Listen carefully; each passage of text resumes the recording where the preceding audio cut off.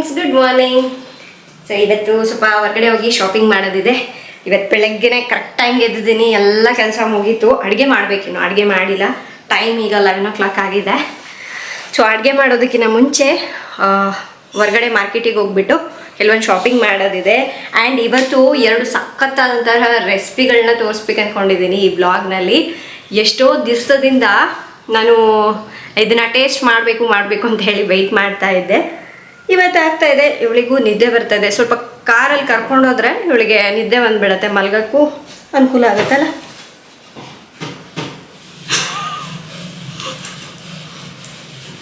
ಕೆಲವರು ಕೇಳ್ತಾ ಇದ್ದಾರೆ, ಏನು ಚಿನಿಮ ತೆಳ್ಳಗಾಗ್ಬಿಟ್ಟಿದ್ದಾಳಲ್ಲ, ಅಯ್ಯೋ ಎಷ್ಟು ಸಣ್ಣ ಆಗಿದ್ದಾಳೆ ಅಂತ. ನಿಮಗೆ ಅದು ಬಟ್ಟೆ ಎಲ್ಲ ನಾನು ಸ್ವಲ್ಪ ಲೂಸಾಗಿ ಆಗ್ತಾ ಇದ್ದೀನಿ. ಸ್ವಲ್ಪ ಮನೇಲಿ ಸೆಕೆ ಜಾಸ್ತಿ ಇದೆ, ಏನೋ ಹೇಳಕ್ಕೆ ಟ್ರೈ ಮಾಡ್ತಿದ್ದಾಳೆ. ಸೆಕೆ ಜಾಸ್ತಿ ಇದೆ, ಹಾಗಾಗಿ ಸ್ವಲ್ಪ ಕಂಫರ್ಟಬಲ್ ಆಗಿರಲಿ ಅಂತ ಹೇಳ್ಬಿಟ್ಟು ಸ್ಲೀವ್ಲೆಸ್ಸು ಅಥವಾ ಸ್ವಲ್ಪ ಲೂಸ್ ಆಗಿರುವಂತಹ ಡ್ರೆಸ್ಗಳನ್ನೇ ಹಾಕ್ತಾ ಇದ್ದೀನಿ. ಅದಕ್ಕಾಗಿ ನಿಮ್ಗೆ ಹಂಗೆ ಅನ್ನಿಸ್ತಾ ಇದ್ದಾಳೆ. ಇವಳು ಸ್ವಲ್ಪ ಹೈಟ್ ಆಗ್ತಾ ಇದ್ದಾಳೆ. ವೆಯ್ಟ್ ಮಾತ್ರ 10 kg ಇದ್ದಾಳೆ ಇವಾಗ.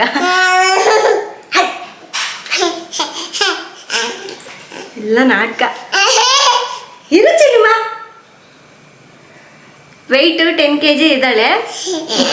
ನನಗೆ ಮಾತಾಡೋಕ್ಕೆ ಕೊಡಲ್ಲ ಹೇಳು. ಏನು ಅದೊಂದು ಅಯ್ಯೋ, ಈಗ 10 kg ವೆಯ್ಟ್ ಇದ್ದಾಳೆ. ತುಂಬ ಜನ ವೆಯ್ಟ್ ಎಷ್ಟು ಅಂತ ಕೇಳ್ತಾ ಇದ್ರಿ. ನಾನು ಡಾಕ್ಟ್ರಿಗೆ ಕೇಳಿದ್ದೀನಿ, ಇದು ನಾರ್ಮಲ್ ಅಂತಲೇ ಹೇಳಿದ್ದಾರೆ. ಬನ್ನಿ ಈಗ ಹೊರಗಡೆ ಹೋಗ್ಬಿಟ್ಟು ಶಾಪಿಂಗ್ ಮಾಡ್ಕೊಂಬರೋಣ. ಸಿನಿಮಾ ಬಾಯ್ ಹೇಳ್ಬಿಡು, ಶಾಪಿಂಗ್ ಹೋಗ್ತಾ ಇದ್ದೀವಿ. ಸಿನಿಮಾ ಎಲ್ಲಿ ಸಿನಿಮಾ? ಚಪ್ಪಲಿ ಎಲ್ಲಿ ನಿಂದು? ಚಪ್ಪಲಿ ಎಲ್ಲಿ? ಇದು ಲಾಸ್ಟ್ ಟೈಮು ಒಬ್ಬರು ಫಾರ್ಮಸಿಗೆ ಹೋಗಿದ್ವಲ್ವಾ, ತೋರಿಸಿದ್ನಲ್ವ ನಿಮಗೆ. ಅವರು ಈ ಥರ ನಾಟಿ ಕೋಳಿ ಎಲ್ಲ ಸಾಕೊಂಡಿದ್ದಾರೆ. ಅವರು ಒಂದು ಕೋಳಿ ಮಾಡ್ಕೊಳ್ಳಿ ಅಂತ ಹೇಳಿ ಕೊಟ್ಟು ಕಳಿಸಿದ್ದಾರೆ. ಸೊ ಇವತ್ತಿನ ಸ್ಪೆಷಲ್ ರೆಸಿಪಿ ಅದೇ. ನಮಗೆ ಇಲ್ಲಿ ನಾಟಿ ಕೋಳಿ ಎಲ್ಲ ತುಂಬ ಕಾಸ್ಟ್ಲಿ ಅನ್ನೋದಕ್ಕಿಂತ ಸಿಗೋದು ತುಂಬ ಕಡಿಮೆ. ಯಾರು ಮಾರೋದಿಲ್ಲ, ತುಂಬಾ ಕಡಿಮೆ ಸಿಗೋದು. ಆ್ಯಂಡ್ ಇಲ್ಲಿ ನಾಟಿ ಕೋಳಿ ಅಷ್ಟಾಗಿ ಸಿಗಲ್ಲ ಅಂತ ಹೇಳ್ತಾರೆ. ನಮಗೆ ಈ ಫಾರಮಲ್ಲಿ ಚಿಕನ್ ಎಲ್ಲ ಮಾರ್ತಾರಲ್ವ, ಅಲ್ಲಿ ಸಿಗುತ್ತೆ. ಅದು ನೋಡೋಕ್ಕೆ ಅದು ಫಾರಮ್ ಕೋಳಿ ಥರನೇ ಇರ್ತಾರೆ. ಕೆಲವ್ರು ಏನು ಹೇಳ್ತಾರೆ, ಅದು ಪ್ಯೂರ್ ನಾಟಿ ಕೋಳಿ ಅಲ್ಲ, ಸೊ ಅದೇನೋ ಬೆಳೆಸಿರೋದನ್ನೇ ಅಂತ ಹೇಳ್ತಾರೆ. ಅದಕ್ಕಾಗಿ ಇದು ಟೇಸ್ಟ್ ನೋಡೋಣ ಅಂತ ಹೇಳಿ ತರಿಸಿದ್ದೀವಿ. ಫಸ್ಟ್ ಹೋಗ್ಬಿಟ್ಟು ಇದಕ್ಕೆ ಏನೆಲ್ಲ ಬೇಕು ಅದನ್ನೆಲ್ಲ ತೊಗೊಂಡ್ಬಂದ್ಬಿಡೋಣ. ಫ್ರೆಂಡ್ಸ್, ನಾನು ಯಾವತ್ತೂ ಇಷ್ಟು ಬೆಳಗ್ಗೆ ಹೊರಗಡೆ ಅಂತೂ ಬರಲ್ಲ. ಈವ್ನಿಂಗ್ ಟೈಮ್ನಲ್ಲಿ ಏನಾದರೂ ಶಾಪಿಂಗ್ ಮಾಡೋಕ್ಕೆ ಹೋಗ್ತೀನಿ. ಬೆಳಗ್ಗೆ ಟೈಮ್ನಲ್ಲಿ ನಾನು ಎಲ್ಲೂ ಹೊರಗಡೆ ಹೋಗೋದಿಲ್ಲ, ಮನೆ ಕೆಲಸದಲ್ಲೇ ಬ್ಯುಸಿ ಆಗಿಬಿಟ್ಟಿರ್ತೀನಿ. ಇವತ್ತು ಯಾಕೋ ಬೆಳಗ್ಗೆನೇ ಹೊರಟಿದ್ದೀವಿ. ಈ ಟೈಮ್ನಲ್ಲಿ ಹೋದರೆ ನಮಗೆ ಆದಷ್ಟು ತರಕಾರಿ ಇವೆಲ್ಲವೂ ತುಂಬ ಫ್ರೆಶ್ ಆಗಿ ಸಿಗತ್ತೆ. ಹೇಳಬೇಕು ಅಂದರೆ ಬೆಳಗ್ಗೆ ಮತ್ತು ಸಂಜೆ ಟೈಮ್ನಲ್ಲಿ ಹೋದ್ರೇ ಜಾಸ್ತಿ ನಮಗೆ ತರಕಾರಿ ಎಲ್ಲ ಸಿಗೋದು ಅಂತ ನನಗೆ ಗೊತ್ತಿರೋದು. ಮಧ್ಯಾಹ್ನ ಅಷ್ಟಾಗಿ ಯಾರೂ ಓಡಾಡಲ್ಲ ಅಲ್ವಾ, ಹಂಗಾಗಿ ಸ್ವಲ್ಪ ಕಡಿಮೆನೇ. ಸಿನಿಮಾ ಹಾಗೆ ಮನೆಗೆ ಸ್ವಲ್ಪ ಫ್ರೂಟ್ಸು ಏನಾದರೂ ತರೋಣ ಅಂತೇಳಿ ಬಂದ್ವಿ. ಇಲ್ಲಿ ಫ್ರೆಶ್ ಆಗಿ ಸಿಗೋದ್ರಿಂದ ಬೆಳಗ್ಗೆನೇ ಬಂದರೆ ಚೆನ್ನಾಗಿರುತ್ತೆ. ಕೆಲವರು ಕೇಳ್ತಾ ಇದ್ರಲ್ವ, ಮಲ್ಟಿಗ್ರೈನ್ ಬ್ರೆಡ್ ಎಲ್ಲ ಎಲ್ಲಿ ತೊಗೋತೀರಾ ಅಂತ. ನೋಡಿ, ಈ ಥರ ಸೂಪರ್ ಮಾರ್ಕೆಟ್ಗಳಲ್ಲಿ ಅಥವಾ ಬೇಕ್ರಿಗಳಲ್ಲಿ ಕೇಳಿ ಸಿಗುತ್ತೆ. ನನಗೆ ಚಿನ್ನಿಮಾನ ಹೊರಗಡೆ ಕರ್ಕೊಂಬರ್ಲಿಕ್ಕೆ ತುಂಬಾ ಇಷ್ಟ ಆಗುತ್ತೆ. ಯಾಕೆಂದರೆ ಅವಳಿಗೆ ಇಲ್ಲಿ ಕೆಲವೊಂದು ವಸ್ತು ಎಲ್ಲೆಲ್ಲಿದೆ ಅಂತ ಗೊತ್ತು. ಅದನ್ನು ತೊಗೊಂಡು ಬಂದು ಈ ಬ್ಯಾಸ್ಕೆಟಲ್ಲೇ ಹಾಕ್ಕೊಳ್ತಾಳಲ್ಲ, ಅದೆಲ್ಲ ನೋಡಲಿಕ್ಕೆ ತುಂಬಾ ಖುಷಿ ಅನಿಸುತ್ತೆ ನನಗೆ. ನಾವು ನಾರ್ಮಲಾಗಿ ಬ್ರೆಡ್, ಯೋಗರ್ಟು ಮತ್ತು ಹಣ್ಣುಗಳನ್ನ ತೊಗೊಳ್ತೀವಲ್ವ, ಅವಳಿಗೆ ಗೊತ್ತು ಆ ಸೆಕ್ಷನ್ಗೆ ಹೋಗೋದೇ ನಾನು ಆರಿಸ್ತೀನಿ ಅಥವಾ ನನಗೆ ಬೇಕು ಅಂತ ಕೇಳಿ ತೊಗೋತಾಳೆ ಅವಳು. ಪ್ಲಮ್ ಫ್ರೂಟ್ ನನಗೊಂದು ಬೇಕು ಅನ್ನೋದೇ ನಾನು ತೊಗೊಟ್ಬಿಟ್ಟೆ. ಎಲ್ಲ ತೊಗೊಂಡು ಹೋದ್ಮೇಲೆ ಅಲ್ಲಿ ಬಿಲ್ಲಿಂಗ್ ಸೆಕ್ಷನಲ್ಲಿ ನಾನು ಅವಾಗ ನೋಡ್ಕೊಂಡಿದ್ದೀನಿ, ಅಯ್ಯೋ ಇವಳು ಒಂದು ಫ್ರೂಟ್ ಇಟ್ಕೊಂಬಂದೇಳಲ್ಲ ಅಂತ ಹೇಳ್ಬಿಟ್ಟು ಅಲ್ಲಿ ವಾಪಸ್ ಇಟ್ಟು ಬರೋಣ ಅಂದರೆ ಕೇಳಲೇ ಇಲ್ಲ. ಅವಳು ಬೇಕಂದರೆ ಬೇಕು ಅಂತ ಇಟ್ಕೊಂಡಿದ್ದಾಳೆ ಕೈಯಲ್ಲಿ. ಅದಾದಮೇಲೆ ನಾಟಿ ಕೋಳಿ ತಂದಿದ್ವಲ್ವ, ಅದನ್ನು ಕ್ಲೀನ್ ಮಾಡ್ಸೋಕೆ ಹೋದ್ವಿ. ಅದನ್ನು ಕ್ಲೀನ್ ಮಾಡಿಸ್ಕೊಂಡು ಹಾಗೆ ಮನೆಗೆ ಸ್ವಲ್ಪ ತರಕಾರಿ ಎಲ್ಲ ತೊಗೊಂಡು ಬರೋಣ ಅಂತ ಬಂದೆ. ಫ್ರೆಶ್ ಆಗಿ ಬೇರೆ ತರಕಾರಿ ಎಲ್ಲ ಇತ್ತು. ಸೊ ಆರಾಮಾಗಿ ಒಂದು 3 daysಗೆ ಆಗೋಷ್ಟು ತರಕಾರಿನ ತೊಗೊಂಡು ಈಗ ಮನೆಗೆ ಹೋಗ್ತಾ ಇದ್ದೀವಿ. ಫ್ರೆಂಡ್ಸ್, ಇದೇ ನೋಡಿ ನಮ್ಮ ಮನೆಗೆ ಅಡುಗೆ ಮಾಡಲಿಕ್ಕೆ ತರಿಸಿರುವಂತಹ ರೋಬೋಟ್. ಇದರಲ್ಲಿ ಇಷ್ಟೆಲ್ಲ ರೆಸಿಪೀಸ್ಗಳನ್ನು ಮಾಡ್ಕೋಬಹುದು. ಫ್ರೆಂಡ್ಸ್, ಇವತ್ತು ನಾನು ಈ ಗೀಕ್ ರೋಬೋಕುಕ್ನ ಬಳಸಿ ಅಡುಗೆನ ಮಾಡ್ತೀನಿ. ತುಂಬ ಜನರು ಕೇಳ್ತಾ ಇರ್ತಾರೆ, ನೀವೆಲ್ಲ ಸ್ಪೀಡಾಗಿ ಎಲ್ಲ ಮ್ಯಾನೇಜ್ ಮಾಡ್ಕೋತೀರಾ ಹೇಗೆ ಅಂತ.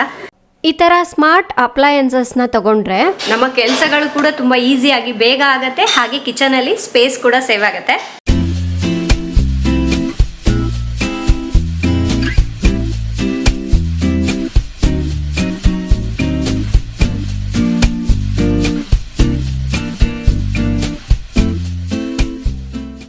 ನಾನಿವತ್ತು ಇದರಲ್ಲಿ ನಾಟಿ ಕೋಳಿ ಚಿಕನ್ ಕರಿ ಮಾಡಿದ್ದೀನಿ. ನಾವು ಸಾಧಾರಣವಾಗಿ ಮಾಡಬೇಕಾದ್ರೆ ಅದು ಬೆಂದಿದೇನಾ ಇಲ್ಲ ಅಂತ ಹೇಳಿ ಹತ್ತತ್ರ ಒಂದು 10 ವಿಷಲ್ ಹಾಕ್ಕೊಂಡು ಕುಕ್ ಮಾಡ್ಕೊಂಡ್ಬಿಡ್ತೀವಿ. ಆದರೆ ನಾನು ಇದರಲ್ಲಿ ಹಾಕ್ಬಿಟ್ಟು ಟೈಮ್ ಸೆಟ್ ಮಾಡ್ಕೊಂಡ್ಬಿಡ್ತಪ್ಪ, 20 ನಿಮಿಷ ಅಂತ ಹೇಳಿ ಅದೇ ಟೈಮ್ ಸೆಟ್ ಮಾಡ್ಕೊಂಡ್ಬಿಡ್ತು. 20 ನಿಮಿಷದಲ್ಲಿ ಏನಾಗತ್ತೆ ಬಿಡು, ಆದ್ಮೇಲೆ ನೋಡೋಣ ಅಂತ ಅನ್ಕೊಂಡೆ. ಓಪನ್ ಮಾಡಿ ನೋಡ್ತೀನಿ, ಪರ್ಫೆಕ್ಟಾಗಿ ಬೆಂದ್ಬಿಟ್ಟಿದೆ. ಅದಕ್ಕೆ ಹೆಂಗೆ ಗೊತ್ತಾಯ್ತು ಇದು ನಾಟಿ ಕೋಳಿ ಇಷ್ಟೇ ಬೇಯಬೇಕು ಅಂತ ಅಲ್ವಾ? ತುಂಬಾ ಸೂಪರ್ ಆಗಿದೆ. ಅದಕ್ಕೆ ಇದನ್ನ ರೋಬೋಕುಕ್ ಅಂತ ಹೇಳಿ ಕರಿತಾ ಇರ್ಬೋದು. ಎಷ್ಟು ಪರ್ಫೆಕ್ಟಾಗಿ ಆಗಿದೆ ಅಂದರೆ ನಾನು ನಿಮಗೆ ಆ ಫುಲ್ ರೆಸಿಪಿ ತೋರಿಸ್ತೀನಿ. ಇನ್ನು ಈ ರೋಬೋಕುಕ್ ಒಳಗಡೆ ಯಾವ ರೀತಿ ಆಗಿರುತ್ತೆ ಅಂತ ತೋರಿಸ್ತೀನಿ ನೋಡಿ. ಇದರ ಮುಚ್ಚುಳ ತೆಗೆದ್ರೆ ಈ ರೀತಿ ಇದರಲ್ಲಿ ಒಂದು ಪಾತ್ರೆ ಕೊಟ್ಟಿರ್ತಾರೆ. ಇದನ್ನು ಬಳಸ್ಕೊಂಡ್ಬಿಟ್ಟು ಆನಂತರ ಈಸಿಯಾಗಿ ವಾಶ್ ಮಾಡಿ ಎತ್ತಿಟ್ಕೋಬೋದು. ನಾವಿದನ್ನು ತುಂಬ ಈಸಿಯಾಗಿ ಮೇಂಟೈನ್ ಮಾಡ್ಬೋದು. ನೋಡಿದ್ರಲ್ವಾ, ಇಲ್ಲಿ ಮೆಜರ್ಮೆಂಟ್ ಕೂಡ ಕೊಟ್ಟಿರ್ತಾರೆ. ಆ್ಯಂಡ್ ಇನ್ನು ಇದನ್ನು ಯೂಸ್ ಮಾಡೋದು ಕೂಡ ತುಂಬಾ ಈಸಿ ಆಗಿರುತ್ತೆ. ಪ್ರೆಷರ್ ಕುಕ್ಕರ್ಗೆ ಇರುವ ಹಾಗೆ ಇದಕ್ಕೂ ಕೂಡ ಪ್ರೆಷರ್ನ ಲಾಕ್ ಮಾಡ್ಬೋದು ಮತ್ತು ರಿಲೀಸ್ ಮಾಡ್ಬೋದು. ಈ ಥರ ಒಂದು ಸ್ವಿಚ್ ಕೊಟ್ಟಿರ್ತಾರೆ. ಹಾಗೆ ಇದರಲ್ಲಿ ನಾನ್ ವೆಜ್ಗಂತಲೇ ಸ್ಪೆಷಲ್ ಫಂಕ್ಷನ್ಸ್ ಇರುತ್ತೆ. ಮೀಟ್, ಚಿಕನ್, ಫಿಶ್, ಎಗ್ ಈ ರೀತಿಯಾಗಿ. ಮತ್ತು ನಾವು ದಿನಾಲು ಮಾಡುವಂತಹ ಅಡುಗೆಗಳು ರೈಸು, ದಾಲು, ಸಾಂಬಾರ್, ಗ್ರೇವಿ, ಪೊಂಗಲ್, ಕಿಚಡಿ ಈ ರೀತಿಯಾಗಿ ಇದಕ್ಕಂತಲೇ ಸಪ್ರೇಟ್ ಫೀಚರ್ಸ್ ಇರುತ್ತೆ.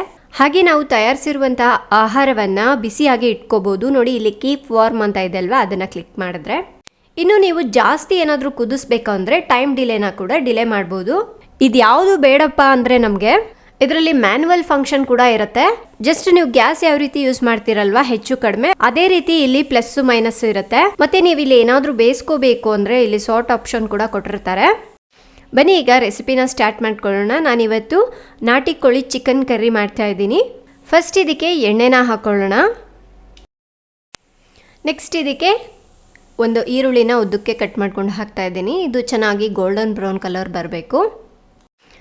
ನೋಡಿ, ಇಷ್ಟು ಕೆಂಪಗಾದರೆ ಸಾಕು. ನೆಕ್ಸ್ಟ್ ನಾವು ಈ ಚಿಕನ್ನ ಚೆನ್ನಾಗಿ ತೊಳೆದ್ಬಿಟ್ಟು ಹಾಕ್ಕೊಳ್ಳೋಣ. ನಾನಿಲ್ಲಿ ಸುಮಾರಾಗಿ ಒಂದು 3/4 kg ಚಿಕನ್ನ ಹಾಕ್ಕೋತಾ ಇದ್ದೀನಿ. ಹಾಗೆ ಚಿಕನ್ ಲಿವರ್ ನಾನು ಚಿನಿಮಾಗೆ ಅಂತ ಹೇಳಿ ತೆಗೆದಿಟ್ಟಿದ್ದೀನಿ. ಇನ್ನು ಉಳಿದಿರೋಂತಹ ಚಿಕನ್ನ ಹಾಕಿದ್ದೀನಿ. ಈಗ ಚೆನ್ನಾಗಿ ಒಂದು ಸಲ ಮಿಕ್ಸ್ ಮಾಡ್ಕೊಳ್ಳೋಣ.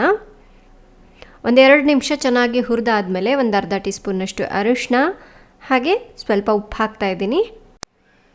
ಚೆನ್ನಾಗಿ ಮಿಕ್ಸ್ ಮಾಡಬೇಕು. 1-2 ನಿಮಿಷ ಈ ಎಣ್ಣೆಯಲ್ಲೇ ಬೇಯಿಸ್ಕೋಬೇಕು, ಅವಾಗೆ ರುಚಿ ಚೆನ್ನಾಗಿರುತ್ತೆ. ನೋಡಿ, ಈಗ 1-2 ನಿಮಿಷ ಆಗಿದೆ. ನೆಕ್ಸ್ಟ್ ಇದಕ್ಕೆ ಶುಂಠಿ ಬೆಳ್ಳುಳ್ಳಿ ಪೇಸ್ಟ್ ಹಾಕ್ಕೊಳ್ಳೋಣ. ಇದು ಹಸಿ ವಾಸನೆ ಹೋಗೋವರೆಗೂ ಚೆನ್ನಾಗಿ ಮಿಕ್ಸ್ ಮಾಡ್ಕೋಬೇಕು. ನೆಕ್ಸ್ಟ್ ಖಾರದ ಪುಡಿ ಹಾಕ್ಕೊಳ್ಳೋಣ.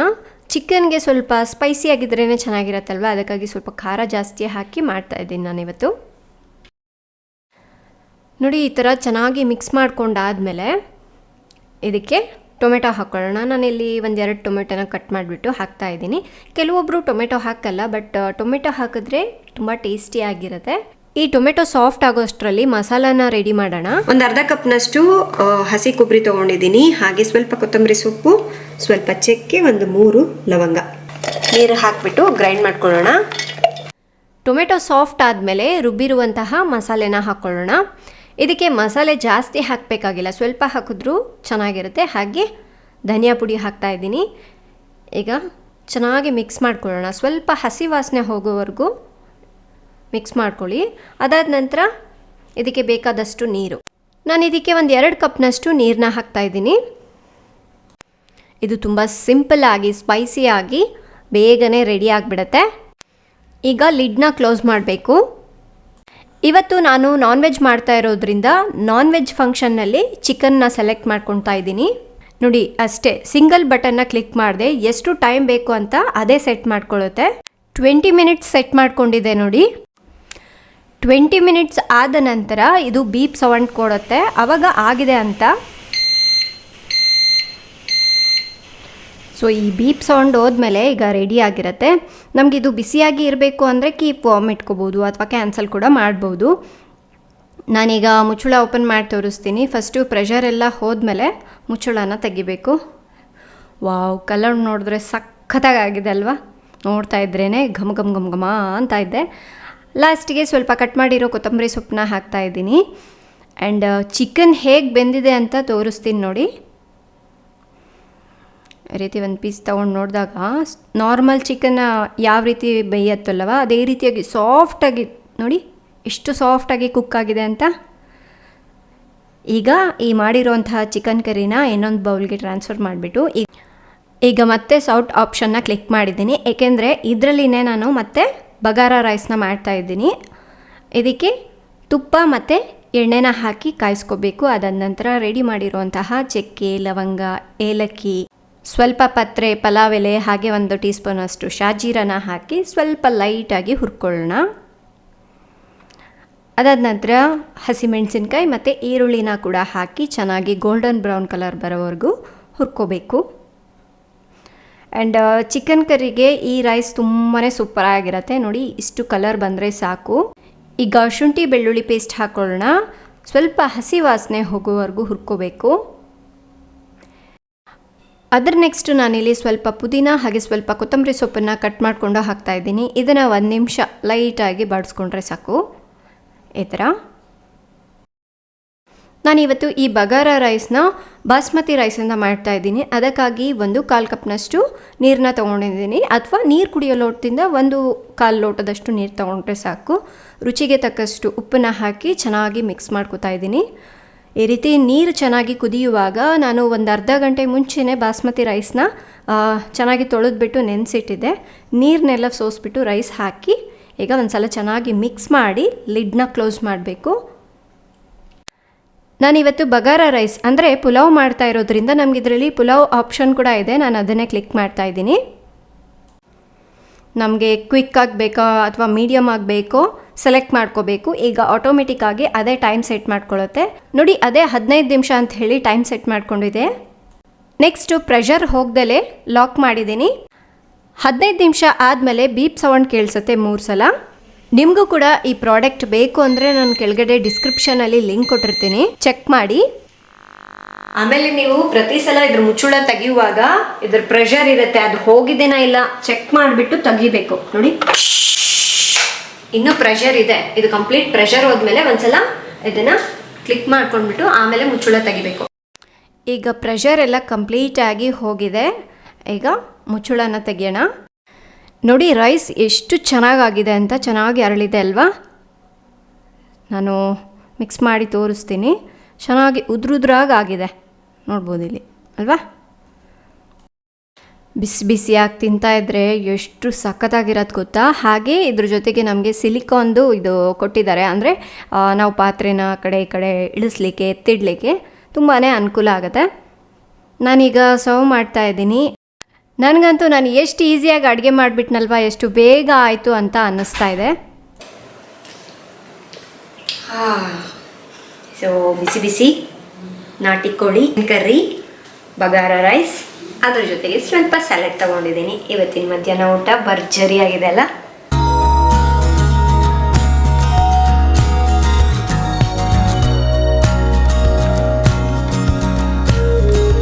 ಸೊ ಚೆನ್ನಾಗಿ ಡಯಟಿಗೆ ತಕ್ಕಂತೆಯೇ ನಾನು ಫುಡ್ ಕೂಡ ತಗೋತೀನಿ.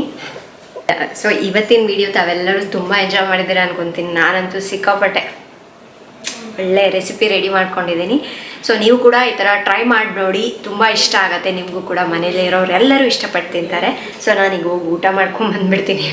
ತುಂಬ ಹೊತ್ತಾಯಿತು ಊಟ ಮಾಡಿದೆ. ಸೊ ಇವತ್ತಿನ ಬ್ಲಾಗ್ ಇಷ್ಟ ಆಯಿತು ಅಂದರೆ ಪ್ಲೀಸ್ ಲೈಕ್ ಮಾಡಿ, ಶೇರ್ ಮಾಡಿ, ಹಾಗೆ ಈ ವಿಡಿಯೋ ಹೇಗಿತ್ತು ಅಂತ ದಯವಿಟ್ಟು ನನಗೆ ಕಮೆಂಟ್ ಮಾಡಿ ತಿಳಿಸಿ. ಸೊ ಮತ್ತು ನಾಳೆ ಇನ್ನೊಂದು ಹೊಸ ವಿಡಿಯೋದೊಂದಿಗೆ ಮತ್ತೆ ಸಿಗೋಣ. ಅಲ್ಲಿವರೆಗೂ ಟೇಕ್ ಕೇರ್, ಬಾಯ್.